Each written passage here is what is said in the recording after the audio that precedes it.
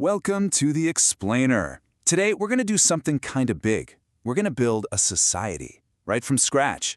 But, not with actual bricks and mortar. We're talking about a blueprint for what a government is really supposed to do. This question, it can start a million arguments, right? But what if we just stripped it all back to the basics? Let's use our source material here as a guide. We're going to build a really simple model to get a handle on the absolute core functions of any government, no matter where you are. Okay, so think about it. Any great structure, anything that's going to last, it has to start with a solid foundation. And for a society, well, that foundation is just order.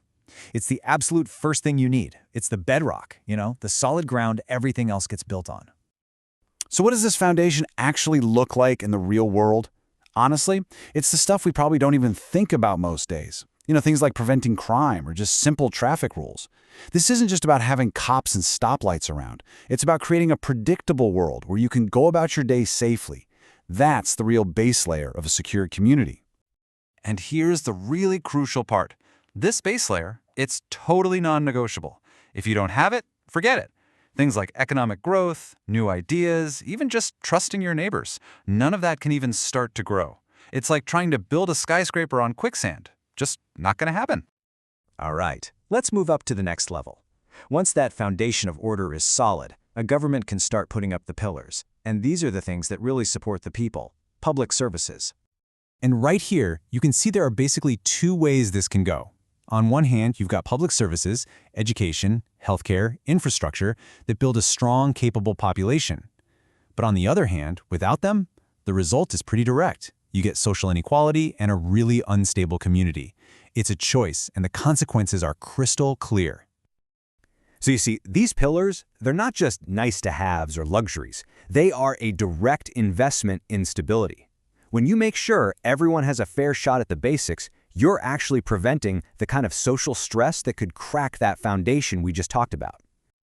Okay, so our foundation is secure. The pillars are up. Now, a government can finally lift its head up and look to the horizon.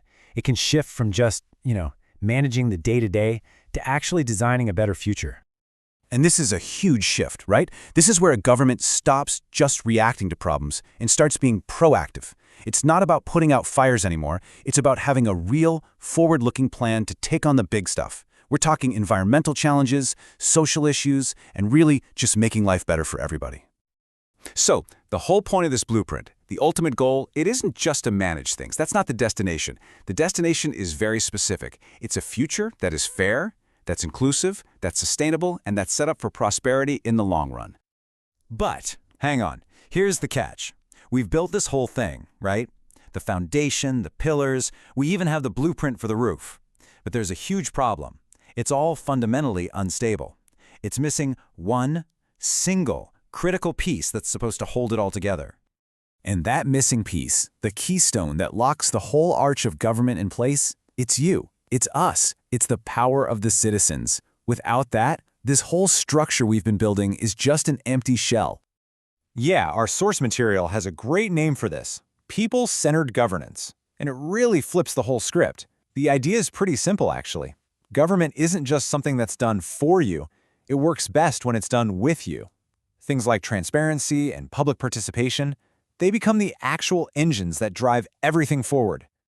And look, this isn't just some nice-sounding theory. The data is super clear on this. When you get citizens involved, corruption goes down, trust in the community goes up, and accountability goes through the roof. And when you look at the alternative, the contrast is just undeniable. This quote from our source really just says it all, doesn't it? The relationship between a government and its people, it's not a one-way street. It has to be a dynamic partnership. And citizen involvement, well, that's the absolute key to a healthy, functioning system. So let's step back. We've put all the pieces together now. We've got the foundation, the pillars, the blueprint, and that all-important keystone. So what's the end goal here? What does the finished building actually look like? Well, what all this shows us is that a government's real job is so much more than just managing the nuts and bolts, the budgets, the paperwork. That's not the point. Its true purpose is to be the architect of a society that doesn't just survive, but actually thrives. Yeah, that is the real goal. It's about acting as a guide, using this whole structure we've mapped out to steer the nation towards something bigger than just wealth. We're talking about lasting prosperity and social harmony. A society that isn't just stable and working, but one that is truly, vibrantly thriving. And that really brings us to the final question, the one that sums this all up. It's a question that defines not just what a government is for, but what our role is. So think about it. Is government just a service we pay for and consume? Or is it a society that we are all, right now, actively building together?